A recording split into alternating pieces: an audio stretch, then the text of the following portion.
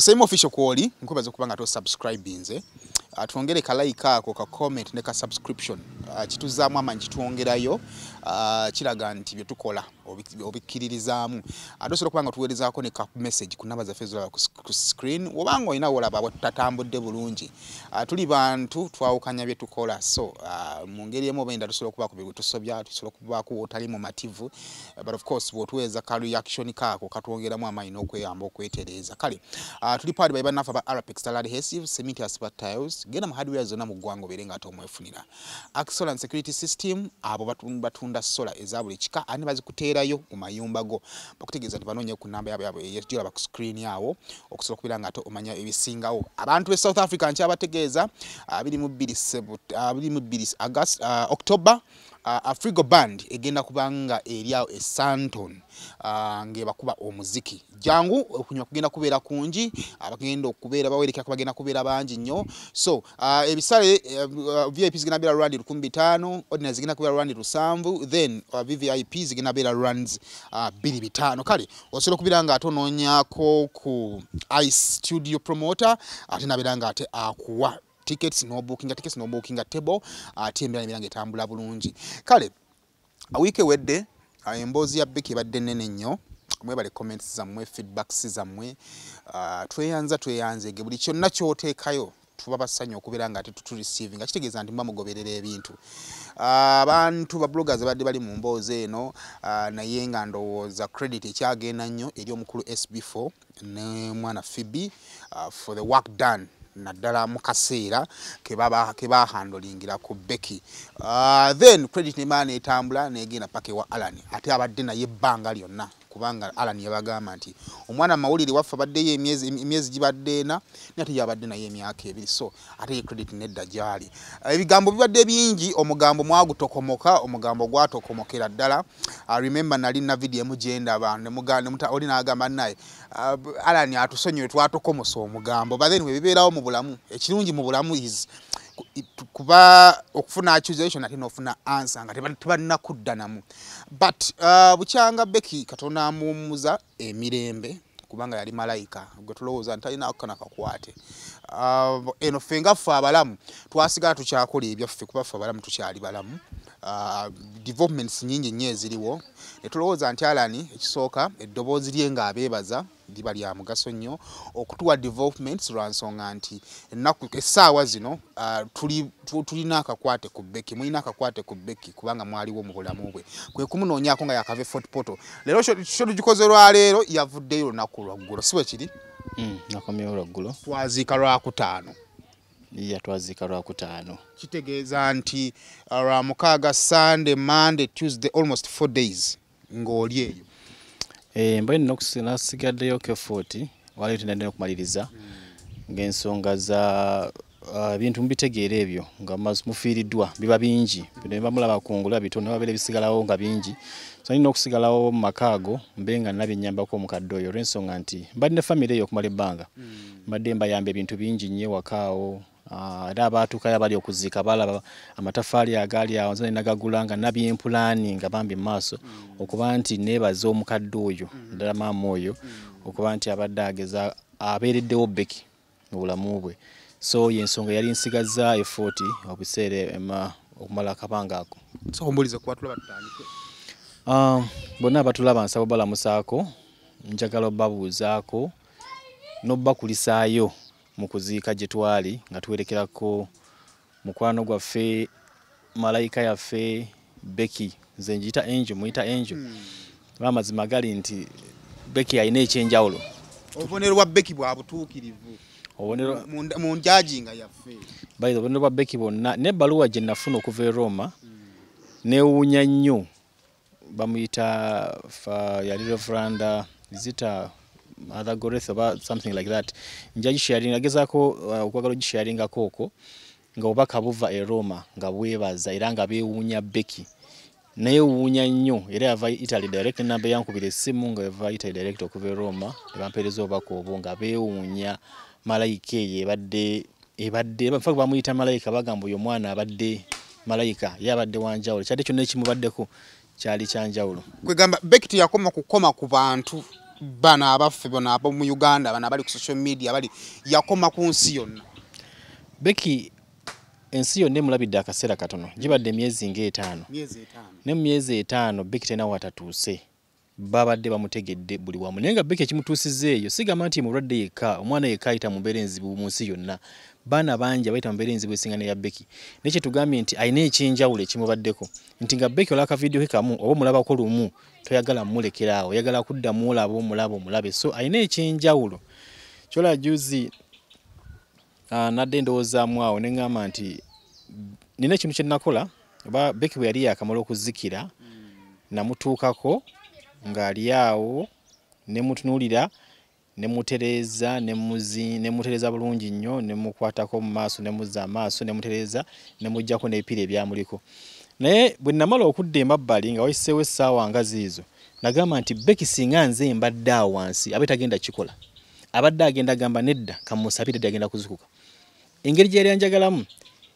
nekukkiriza kwe yalina ye okukkiriza kwe yalina mu Katonda Becky yetagenda kunzinga yetagenda kukkiriza basawo bansibe banzijewo awo era agenda kulemera hagambe nedda dadi ogenda kuzukka kankusabira ozuke ninagamba fe abantu ate tetulina kukkiriza omwana alina okukkiriza okwenjawulo kwabadde alina ye tajja kikola ngeri gye mbadde mmanyimu Becky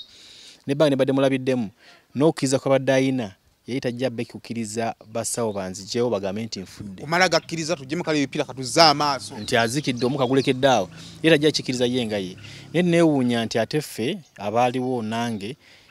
nalaba nti siina kyensobola kukola okukkiriza kwe nkuweddeyo naye ate ye nga ye Becky kwera yina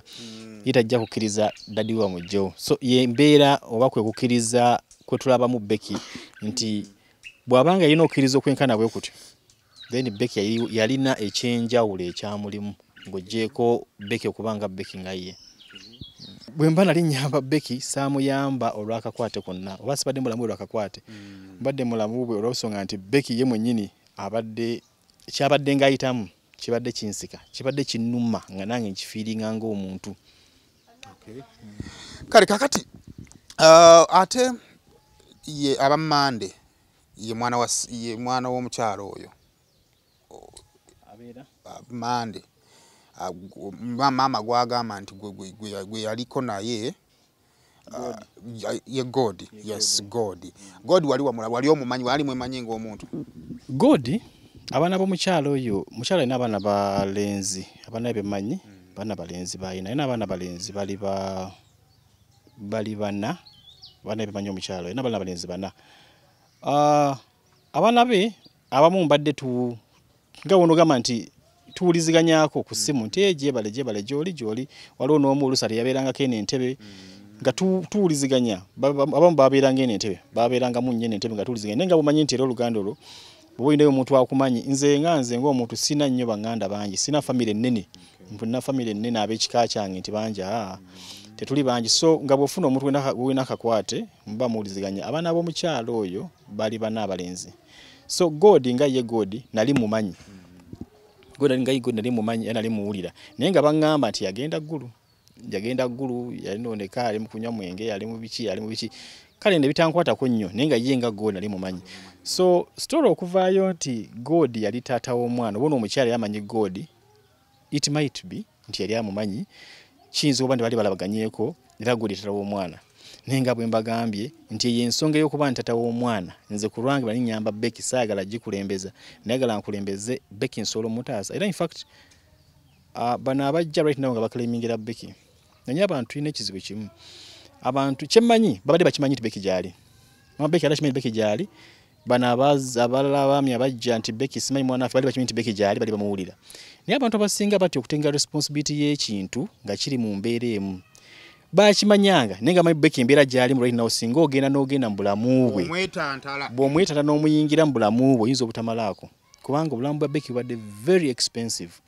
kati babadde bakimanyi nti gyali nga bamuwulira Becky abadde awulikika buli wamu naye nga tebayinza kuvaayo bamaze kulaba nti omugugu gumaze okwetikkula guzze wansi kati bavaayo claiminga naye nga badde bamuwulira nga gyali naye they could not come out olaba mama Becky omanyi badde sigenda nnyo ku media kuwuliza byabagera naye badde bansindika ku clip obumu waliwo bandaye abaami be bagamba nti bamubuuzanga omwana aliwa n'abagamba nti namuwa waliwo ba sponsor waliwo yamuwa ba sponsor aba kitongole kigawo obuyambi waliwo abagabo by'obuyambi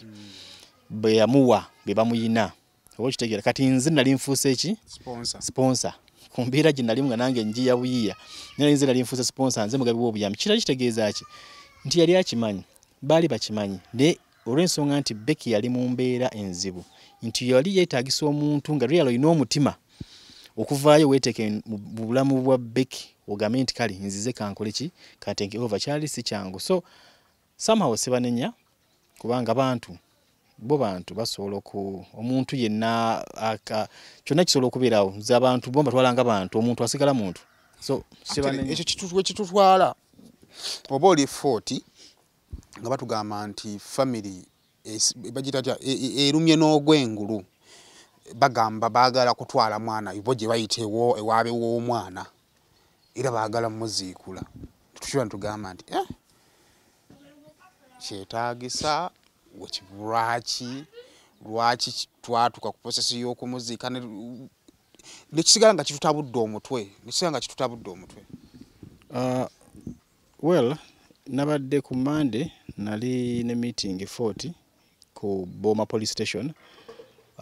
bampita abakulu ku poliisi olw'ensonga nti nali nagulawo case e Boma police station ekwatagana ku Becky nalwaki nagulawo case eno bwebanga nali ndaba nti kyali tekyetaagisa nagulawo case eno nga bino mbisuubira namanya omwana gwe nassi wange anything can happen oba okitegeera singa bukya naafa ngenda biwoza nti ngenda bite byantya omwana tali lwaki obadde omukozesa ki yensonga lwaki nagenda e Boma police station nenzigulawo ki one time nali NSB nambuuza nti mama Becky oli omuwulizaako namugamba ye nali muwulizaako n'essimu gy'akozesa n'essimu gye yakozesa oba yali yamuvubuka nangamba mbu yesimanyi layini ye yafa byagwa biki mama Becky bwe twayogera naye twayogera okumala essaawa ndowooza nga namba ku ssimu nga namba nassaako yatemya katwogere njagala kumanya kituufu naye ebigambo byayogedde mu biseera bino n'ebigambo byayogera nga bwe twayogerera sijja kulimba namulabye nga ye bwali bikyukakyuka kuba nze navaako waya nga twogera yanyiiza era mu kunyiiga naneetondera nangamba tata Becky ononso yampita tata Becky mba nagamba Becky mwana wange kati tata Becky ononsonyiwa biki mbadde mu taxi nga sola kugamba mazima biki banasooka ne mubuuza nga njagala kumanya Becky obulwadde yabujjawa yabufuna atya muli balwadde then mumire eddagala kubanga ekyali kisinga obukulu tulina okufa ku bulamu bwaffe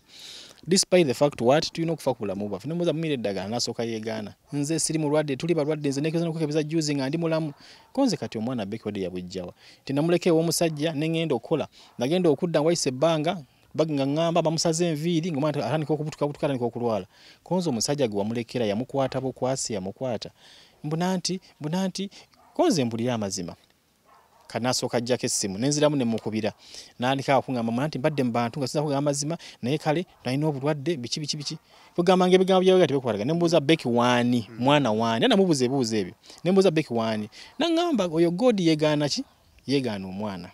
Godi yeegaana omwana biki naye mwana wa Godi era namulemerako nga mbuuza mugamba mwana waani nti mwana wa Godi ne Godi yamwegaana konze Godi yamwegaana nti konze Godi ngezaako omukwasaganya ne simufuna naye bwabanga Godi yeegaana omwana nze kifuddeeko naye omwana oyina oyinza okuweereza ebifaananyi era mweza ku n'ebifaananyi by'omwana we oba simanyi yayogera juzi nagamba mpeza ku n'ebifaananyi mweza n'ebifaananyi by'omwana ne mweza ebifaananyi by'omwana we lwakuba atalina kye yayogedde mu mbadde mpuliziganya ne taata Becky nga maama we mwennyini we yali wano we bamu interviewing yagamba maze emyezi nga tawuliziganya na mwana we bamubuuza lwaki nagamba essimu ze tezibeerako oyinza okubira essimu lwero n'amala emyezi ng'esatu nga talina ssimu ekibawala interiiko n'abaami abali baklemingira Becky bagamba nti bababuuza sibifo nti mama wa Becky mbaite muwuliza temumanyi gyali temunoonyaako ne bagamba tunoonyezza omukazi naye omukazi muzibu gwe mulaba oyo amasimu agakyusa atulusa kubira ku simu ya muntu mulala n'omunoonya kati nze nebuuza nze abadde awuliziganya nange ku ddiiro kiiko ki akozesa layini ki alina secure line gyadde awuliziganyaamu nange amazima twetwogeddeko naye ne wayise na twife alina 4 twayise emyezi ndoza giringa meka oba almost 9 oba meka simanyi but it's quite a long time tunasima ogeza ino mukyalo oyo naddamu ogezaako ne mugamba juzi yayogedde nempiranga agamba nti namutiisatiisa mbu twamutiisa bagenda mukuba omuntu nga toli mubbi toli muzibu wa misango basobola okutiisatiisa ne weekweka n'odduka toli mubbi toli muziwa misana lwaki mba nkutiisatiisa bwe mala sobola okwata omwana wo ne mmuteeka mu mikono gyange ne mweta mu famire yange ne mmulabirira ng'owange ne mwagala n'okusinga abange amazima Becky mbadde mwagala n'okusinga abange Becky ng'ansaba ekinyenya ne nkigulirawo ansaba ennyama ne ngigulirawo nga kyonna kyasaba nkigulirawo kisobola kukolera abaana bange benzaala naye nga ye Becky nkikolerawo era wane waka jjajja nga baŋŋamba Becky omukuziza ekyejo naye si kite kyali kyejo nali mpuliranga njagala kulaba Becky ng'awuna ngadde engulu so abasabye ennyama n'abasabye ekibumba nga nsobola okuaffordinga ente bagitte baggyemu ekimu bakigwe Becky so ono omukyala n'agamba mbu twamutiisatiisa namugamba amazima nziguddewo case ku police Ebbooma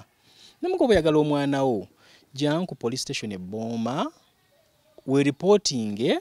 kubanga bw'oba reportinze omubbi ayina bakusanga wene mu nyumba mulimu kulya kyaggulu bagamba nti naawe ki ate wo mu reportinze nti mubbi tulina case ku police ate oli naye mu nyumba mukola ki so namugamba tojja kulaba Becky tukira ku police Ebbooma wali office ekwasaganya ensonga za family n'abaana biki tukira eyo obagambe bandi reporting wa ABCD tukwatagane ne police then emitendere egyo gigobererwe ojjula biki naye byagamba mbu ndamutiisa nimugana okulaba omwana we nti bajja mukuba abantu bamukya bajja musiba lwaki mba mutiisa we lemba namutiisa she had a right ogenda ku police nagamba waliwo omusajja alina omwana wange yamulemera yamusigaza amulemedde njagala mulaba ng'anyo mulaba yali agenzeeko na reporting anywhere olw'ensonga yali akimanyi nti omwana embeera gy'alimu eri critical tayinza kwetantala musemberera kubanga even expense ye na buli kimu ekyali kirakisa ku mwana ne love yali yeetaaga naye mwennyini mama Becky akimanyi nti Becky yali munyiivu nnyo gyali amazima gali nti wali simu zankubwanga nenzikwata wali simu lumwe yankubwa nenjikwata yali eyogera nnyo Becky nambuuza nakulaba Becky ngantulira bwati yantulira nnyo ng'asibye face nembuuza Becky kiki ngenda kulaba nga atidde nembuuza Becky obadde ki nangamba oyo badde ogenda mama wange konzi lwaki dadi mama wange konzi nedda si mama wo nemugamba kiki nangamba musaagala dadi bambi togera mama wange tosaagala kwogera naye saagala kuwulira ng'oyogera ne saagala kwogera naye lumu twali tulina ogenda ejjinja ku already were ejjinja ery'abaana twali planning ogenda ejjinja nengamba Becky wedde bangambye ejjinja ery'abaana naye mbuli jjanjaba bulungi naye tugendagendayo kubanga njagala tugende tulaba basobola okufuna obujjanjabi Becky nangamba dadi tontwala jjinja nembuuza lwaki sikutwala jjinja nangamba mama wange gye yabeeranga tontwalayo dadi nkwegayirire ntwala jjinja ereka muli gyagamba nemugamba Becky ene jjinja we tugenda mu ddwaliro siwa mama wo nangamba nedda ajja kunsangayo ajja tusangayo sinza kwogerera bigambo Becky byatayogera kubanga nze ne Becky nkimanyi omwoyo gwa Becky gukyaliwo nza Becky awulira naye sinza kwogerera kigambo Becky kyatayogera sinza kuwayiriza Becky n'agaana olw'ensonga Becky alina obusungu bungi nnyo nina some of the videos za Becky ng'ayogera baamukola mu ssimu yange njagezaako zinoonya babasala nnyo kulaba bifaananyi bya Becky njagerako zinoonya naye Becky ayogera life maama we gye yamuyisaamu baganda ba maama we life gye baamuyisaamu n'amannya yagoogera ag'abantu abo Uncle Simanyani ne Auntie Annie bali babiri life gye baamuyisaamu abyogera naye kati omwana bw'oba omuyisa mu mbeera ng'eyo really nawe oba n'ensonyi okujja okola ki okujja okumulaba gy'ali ate after novaayo n'oyogera nti simanyi baŋŋaana okulaba omwana babadde bankolayo bati anyway nga bwe ngambye nti abantu ng'abo nze olutalo si lwange right now tebalwana olutalo lwange lwali lwa Becky kulaba nti Becky asurvivinga alivinga normal life wo zino si zange abazirwana bazirwane era sinza kudda confrontinga muntu n'omu sisobola bonna basonyiwa sibalinaako buzibu ekyange kibadde na mwana okujja ku buzibu genda okujja singa bajjanga bagala genda kusima Becky ng'e bagamba banagenza okuva effort olwo yankubidde esimu nangamba nti okimanyi ekiri eno bagala genda kuziikuulayo ki Becky nga kiki basingira ddala okufa bagala kumugjayo kola ki ekibatta ekibatta in fact mukyala ono mama Becky basonga ne bamubuuza nti Becky especially namubuuza nti Becky tumuziike gy'alina okuziikibwa n'agamba nti ye mumuziike eyo gy'alina okuziikibwa ne bamubuuza nti yewaabwe nti yewaabwe mulindoozi era ng'akimanyi nti God ki kati waliwo ebigambo abaami bano abalabye bajja nga boogera nga bagamba nti Becky yalina ettaka lye baamulekera mbudde nalina ekibanja badde nga bamunoonya bamutwale mukwasa ekibanja kye tata Becky yafa last year mu August alina ettaka lye lyasikira naye yalina abaana babiri Becky ne munne mbuka ne Becky bamutemera ki ekibanja kati omukyalo ono amala okukkiriza nti Becky bamuziike eri ate awulira ku by'ekibanja agamba nti kumbe wali ndoza n'ettaka amala yeekyusa agamba ate Becky si weeyo nti ate wani nti ate waabali abalala oba okitegeera kati kikulaga omuntu ng'oyo saawa zino omwana wo muyisiza mu mbeera eyo awummudde ate still oyagala ku oteekawo embeera watch at least ye mwennyini asooke onkuyitete yenenye waddewo embeera mu bulamu bw'omwana wo ebadde mbi mutuze ne mukufa nti wamujjanja wati wamufaako ng'akyali muto mutwala mu ddwaliro ofuna ddagala ng'akyali muto omwana ayise mu bulumi bungi omwana amaze akkiriza akusonyiye nga tannafa Becky yasonyiwa mu just few weeks ago n'amusonyiwa nga tannafa n'ekintu ekyo Becky kyakola era abantu abasinga bagamba nti alayika yali amanya agenda omwana wa akusonyiye ate osigala okyakoleba okyapalapalanya olw'okubanga owulidde ettaka lye bagambye nti Becky alina ettaka lyali yasikira kati oyagala genda kutwala ttaka lya Becky ate n'okola otya oba okiraba nti ensi gye tulimu sigitegeera eno yandibadde nga family ey'okubiri teyina kitwandiise nti erina pressure eri awo naye the fact that babagamba nti mwana waabwe ng'alina byalina okusikira kati maama wo confirming nti omwana waabwe alina kugenda eri kati maama we confirming nti omwana waabwe kati juga maama we kati yazemu nakola sementi egamba nti omwana waabwe kati that's why ne bali bavaayo bagamba nti ekitegeeza waffe oba okitegeera kati maama we waba avaayo n'agamba nti omwana waabwe bali nabo nga bo ng'ekika kyabwe baba baagala omwana waabwe agenda aziikibwa eri and which would have been right nti kituufu beetaaga omwana agenda aziikibwa n'ekituufu omwana waabwe oba omukazi ali kupalapalanya bigamba anoonya byanfuna ate tugenda kudda mu katemba wa DNA tubadda mu katemba DNA naye kusinga nti ku poliisi naye nagulawo omusango na buli kimu emitendera bajja giyitamu abajja agenda mu kooti bigende mu kooti bamubuuze annyonnyole bingi baba poliisi anadde ku poliisi baŋŋambye nti it's okay babawulira nga baagala omwana mama omwana nga akasa nti omwana waabali bajje tugende emitendera giyitibwe mu kooti yejja okusalawo okusima tetujja genda bugenzi nti Becky tumugjeyo kooti ejja okusalawo okujja kukola ki okugjeyo Becky bagende bakole DNA then bafinding out ekituufu which nze kijja kunkosa nnyo kijja kunnuma nnyo okulaba nti Becky bamusimayo okumukolako anything wali wawumudde nti bagenda mukolako DNA kijja kumpisa bubi nnyo okusinga Alice kati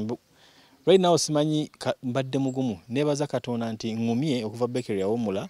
simanyi lwaki ne mulimpulira Becky nkyali naye era mulimpulira nti just Becky pain gyavuddemu neyenga ye presence y'ekyaji feelinga nnyo kyavuddemu ye pain neyenga Becky mpira nkyayina ekibula mbadde mugumu nga ngumye ku rekyo nate banagamba nti bagenda kujjayo Becky bamukoleko DNA gye bange balina kugira magumba ge balina okutwala bakoleko DNA ekyo kijja ate kumpisa obi naye nja kuleka amateeka gakulinga begalina okukola ng'omusajja oli kusayima official RPX adhesive bateekamu akasente ne banafa ba Axola and security system banafa ba South Africans namu kubanga atemba tegeeza 22 October Afrigo Band ejjao Santon okunya gina bera runs gina bera lusanvu ordinary runs 1500 VIP then runs 2500 VVIP ng'omusajja tugenda okumalako Friday okuziika ng'ekifaananyi ekyesiigiddwa ekirabika kiraga nti Alan ye taata w'omwana ne tugamba kati gana amaka Alan tagenda ava fotopoto gagenze era nga bwe nkugambye nti omukyala abadde apalapalanya ebigambo well before Becky nga tannafa video ezasooka okufuluma eza Becky ezagenda video yasooka okufuluma ya Becky sinza nagipostinga waliwo mukwano wange yagipostinga negewinga viral waliwo omuwala omu ali ku TikTok so omusi babiri bayogera bingi nnyo bannanga ono omusajja alimba bafaanagana n'omwana amufaanana beetegereza obalabe ono omusajja alimba abantu omwana si omwana amufaananira ddala mwana we yamuzayira ddala ne bwe yakyogera olwo yankubira essimu nangala nyoleka video kano nga baga nti omwana wo era mufaanagana nasirikira bwe nti nembuuza Becky tufaanagana nali mu ddwaliro ebbome Buhinga nali Buhinga nembuuza Becky tufaanagana ngamba dai tufaanagana kati nembuuza omukadde yali awo omukadde nangamba okimanyi nti n'abantu mu wadi wano baga mufaanagana ne Becky era banga bana omwana nga yafaana taata we naye bwe nabuuza Becky batufaanagana Becky yasanyuka naga dai tufaanagana yankwatanga nnyo bw'ati dai tufaanagana bwe tufaanagana konze tufaanagana kubanga nze daddi we nenga kimuwe essanyu okuba nti tufaanagana kati nenkubira oli eri angambye baka video nkalabye nembuuza nti ka video nkalabye nene mubuuza kati nsanyusaani okusanyusa Becky n'okusanyusa bali abagala okwira kye bagala okwira nsanyusaani ne mugamba nti obagambe nti ye mwana wange kubanga Becky kimuwe essanyu bwekibanga kubanga Becky essanyu kyali kufaanagana Becky ngituwenga tufaanagana kimuwe essanyu kinali nnyo okukola kyonna kyali kyetagisa okukola nga kiwa Becky essanyu nali nja kikola so namugamba nti fine obaga tufa nawe namugamba sijja muddamu era tisaddamu video eyo oyo mukyali ya postinga ebintu eyo ku TikTok nayogera kisabiddamu ali siraba lwaki mbiddamu ali siraba lwaki nwana naye nkole kineewozaako in fact by the way olumu nali emulago twetwasuka okujja emulago musawo muyambuuza nga nzijuza fomu nti omwana omuyita otya nengamba nti weero ndi guardian we nenganga nambuza guardian otya konze kale ninganga taata we nangamba there is nothing like ninganga taata we nemuga well since the biological father we naye right now nangamba nti kikyogera ko kyo biological father omusawo siri mwerabira yangamba nti don't mention you're not the biological father you know what being a father means nangamba nti omuntu yenna atenga responsibility y'omuntu nga gwamwinako obuvunanyizibwa gwamuliko gwamujjanjaba you are the father okuva n'olero saagala oddemu kwewozaamu you are the guardian you are the biki gwe taata beki era fomu zijjuze nga you are the father gwe taata beki omusawo siri mwerabira era from then siddanga mukujuza fomu ate biki nangamba nti okay fine nze taata beki nangamba gwe taata beki kubanga gwamwinako obuvunanyizibwa ate nga ne beki nayampita daddy kati bwogamba nti biological father nga watu mwana akwita taata ate mukunnyonnyola nze mukunnyonnyola mbw ate era okuva olwo nengamba okay fine nze taata beki so lwakuba mu bulamu nsobola okuba kadugabe mu bulamu bwa bulijjo tuli basatu wano oba bana newabaawo nga omumanyi oli amanyi naye naawe amumanyi nebagamba nzibye nimwe naga mumpoleeza tasobola kubanga bbye newabaawo omuntu n'ayita bwino n'ogamba naye wadde nkimanyi nti tasobola kubba netabanga yabbye olwakaseera nga n'abakutegeera batandika okukubuusawo sinagamba naye tabanga mu bantu abakwetolodde tekyatandika olwo bintu olugamba naye kale wadde banneesiga ne baatandika okumbuusabuusa ekyo kyaliwo era abantu abamu naye at least nga bagamba nti wabawo omukululo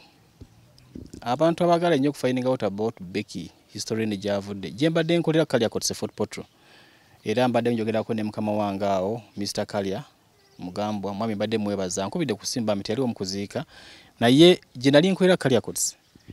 omuntu bwogera n'obuuza ku Becky era alani abadde akola ki ku Becky bayinza okunyumiza bwe mbadde ngansula nga ntunula nga nziruka nga ninga omulalu ku Becky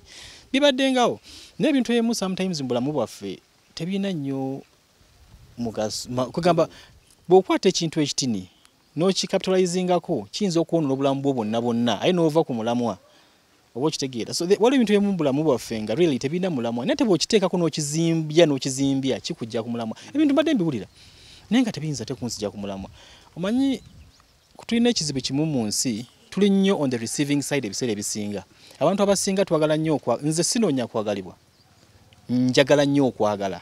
sinoonya kuweebwa njagala nnyo okuwa wensobola okuweera naye abantu abasinga tuli on the receiving side twagala batwagale twagala batuwe twagala batubibiite naye oba oyagala okwagala soka weebuze gwani gweyagala gwani gwowa twekwasa nte tuyina then nga bwe weekwasa nte oyina noli gweyagala akwe naye tayina naye oyagala bakuwe oyagala bakwagale naye gwekwasa toyina kyakuwa n'okwagala tosobola kuwa muntu kwagala if we can do that ne tuli always on the receiving side twagala batwe nze sinoonya kunjagala era sinoonyezanga nnyo kunjagala ne noonya okwagala if I can show love as much as I can eri abeetaaga okwagala singa nsobola okureaching out as much as I can eri abeetaaga okureaching out to nembawa kensobola okubawa nakatini kenina kimpa essanyu naye oba siweereddwa back and I don't ebiseera ebisinga bagamba nti Bible nti guno mukono bwe guwa tokkiriza guno kola ki kumanya nti guwadde so sino mba njagala mpe kigende that is how I feel comfortable so tuve mu life eyokuba nti on the receiving side of the time naye tugenda ku ending up nga tuli mu mbeera ensi yaffe tugyonoonye byakulwanagana kuyombagana kuwalanangana kuttingana ekita making a sense kale alani nga tumaliriza emboozi eno Becky abaddewo zeno Becky abaddewo abadde wa mukisa eri abantu mu bulamu bwabwe alina omanyi omuntu akoma mu bulamu bwo akuyigiriza okugabali abantu nga takwatibwanko kisa naye omuntu akuleetera okuwulira nga okwatiddwako abawanjawulo mu bulamu bwo naye abantu kati mu bulamu gwe nga gwe kiki ekiddako about work myezi 5 tokola kiki ekiddako do you have ekintu abantu bayinza okusupportingira ali nga si kumuwa practically nti bamuwadde business nebifaanaganako bwe bityo well nga sinaba kuyogera ku kikiddako nja kusooka okwebaza kubanga waliwo abantu abamu for sure nabebaza abamu betwale mu kuziika abajja okuziika naye bonna abajja okuziika Becky abamuwerekerako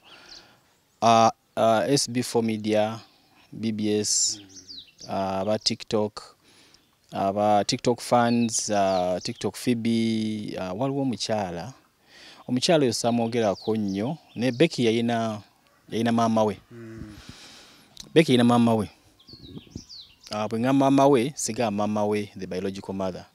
Becky yayina maama we bamuyita Auntie Queen, bamuyita Queen J owa Bobby omukyala oyo. Omukyala oyo yazirika n'okusirika Becky yali abwe bamugamba nti Becky afudde amala ennaku nga she is not okay. Naye omukyala oyo nalemwanga n'okufuna engeri gye mubikiramu ne gye mugamba omukyala mitanga maama Becky yagala Becky n'okusinga gye mwagalamu era yalina boxes eri parkings ez'ebintu yali aleeta bireta Becky. Omukyala oyo akoze buli kimu eri Becky. Tukoze abamu kangambe ffenna tukoze naye kinyamba nti Becky yina maama we ayina emikwano ayina n'ab'eŋŋanda n'abako naye omukyala oyo bambi Queen J simanyi nkwebaza nnyo kyonna kye obadde yangambye gula tanakudda na ku mulimu tanaba kutereera kubanga tanaba kite kinamuvaamu. So bambi mwebaza media groups zonna ezibaddewo zonna ezifollowings up omwana ono n'okuba nti mulina kye mukoze mu bulamu bw'omwana ono.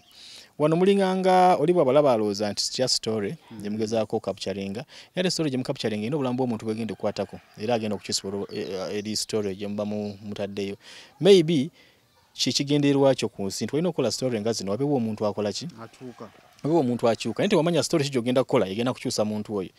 naye ng'okoze stories nnyingi n'obaawo emu ye Katonda gy'aba yakola ki kyobola last time nali ndi effort nga mpulira neekubagiza nga olw'omulimu nti ate omulimu gwange biki omwami nangamba nti kikyoyita omulimu gwo nangamba nti omulimu gwo Becky yabadde omulimu gwo guli obadde okola yes naye omulimu gwo mutuufu gubadde Becky. So todda okulowooza nti ate kati ogenda kukola ki omulimu gwa oza kyobadde okola kyobadde olina okukola era gwe omulimu Katonda gwe yakuwa okola. So however much mbadde sikola for a long time mbadde ndi waka nga sikola naye nga bwegambye nti omukyala Queen J n'abasigadde waliwo Auntie Barbara waliwo Auntie Penny bali bweru eyo bambi their love for Becky ebaddewo nnyo. Nze nja kufuna omulimu nja kutandika okukola wano wa maama n'amaka gange ali side z'Ekatabi eyo naye nja kufuna omulimu nja kutandika wala esinga bagamba nti nze siri mugagga naye ate ndi mugagga. Sire bisinga babwongo eba mindset obanga obwongo oli mugagga banga mbwongo olina omulimu banga mbwongo okola ngo bibawe ebiri. So sidda nkawo neralikira mbu kikyengenda okukola kyengenda okulya n'abaana balina okusoma ate ngenda kutandikirawa no. I think ekyo tekindaba crossing into my mind okuba nti ngenda kutandikirawa kyemmanyi kiri kimu I have to stand on my feet nsigale nga nzikiriza nti well Becky abadde mbulamu bwange avuddewo life has to continue ate Becky mu bulamu bwe nga bwe nagambye nti Becky yanjagala nnyo singa gye namwagalangamu ensonga lwaki mbadde sikaaba Becky teyayagalanga kundabanga nkaaba nabeeranga mu nnyumba nno twebakanga nno wansi awo tubadde mu ddiiro oba wansi mu ddiiro awo walinga mufaliso nze nga bwe neebaka ne Becky baketi ye gyakolamu buli kimu nga ngitadde awo flaska ye buli kimu nga kibeera munaaliza naawo tuko kunamunaaza nze namunaazanga munaaliza awo basiriiwo nga naye mbanga wendi Becky takiza mutwe munaaza namukwatako nze munaaza nze muliisa twebaka ffenna awo nga yeebaka nno nga n'omukono bwaguntaddeko bw'ati ayagala kulaba naye mbanzuuka ngenda kufuka asooka n'agira ati olagawa konze kange nafuke Becky nkomewe nga nninda paka nkomewo. So that's how close we were. Chobola ngamye Becky yadi awumudde nze nga mubiri gwe gwawumudde omwoyo gukyaliwo. Nina ekintu kyengezaako era kyesagala kujjawo Becky yagalanga nnyo okuyamba yagalanga nnyo akulayamba abaana abali mu mbeera embi era ngamba njala nkule nyamba abaana ababonaabona abatalina kyakulya biki njala kutandikawo Becky's Foundation for children born with HIV and abandoned kids. Simanyi bwe ngenda kikwasaganya naye I feel eyo Becky's Foundation ejja kuyamba nnyo memory ya Becky kusigala ng'etambula then n'abaana abalala abali eyo basigale nga bakwatibwako already nina amasimu agakankubirwa gasukanga mwana ng'abazadde oba abantu balina abaana abali mu mbeera ebadde ng'eya Becky naye nga beetaaga obuyambi naye nga bansaba ngende bambi jangu otuyambe nga sina bwe mbagamba munnange nze nange siina bwendi naye nga Justin bawa ssuubi ne mbagamba ne mmanyi temufe kati namba zammwe nzifunye nja kufollowing up ndabe muyinza kuyambibwa mutya ne bankubira amasimu olw'issue ya Becky naye ngende nkole ki ngende mbayambe nkwate ku baana baabwe. So Becky's Foundation for Children Born with HIV and Abandoned Kids njagala gitandikawo tulabe kye tuyinza okuteekawo mu kujjukira kwa Becky. So at the moment kyendiko nga nange bwe noonya ekyokukola, of course ngenda kunoonya ekyokukola mbe nga nfuna ekyokukola nkole mbe nga nsobola okulabirira n'okulisa famire yange. Nsonga nnungi waliwo agiwulidde agamba nti njagala kuyimirira ne Alan. Ayinza kuyimirira ne Alan mu ki? Ayagala okuyimirira nange ayinza okuyimirira nange mu ngeri y'okuba nti tuteekawo ekintu kino. Simanyi nze nina omutima ogwo era tugenda kunvaamu. Sisobola kusanga ez'okuba nti nyamba n'okuba nti n'omuntu gw'ensolo bwe mani nakye nsobola okusharinga n'omuntu oyo n'omwana oyo ali mu mbeera gy'ayitamu embi eyo. Asobola okuyimirira nange ayimirire nange mu mbeera eno ajje tukwalagane simu zange baziina. Wayinza oba weetaaga legal knowledge on how to put up something. Yeah, of course nga ngenda coming up with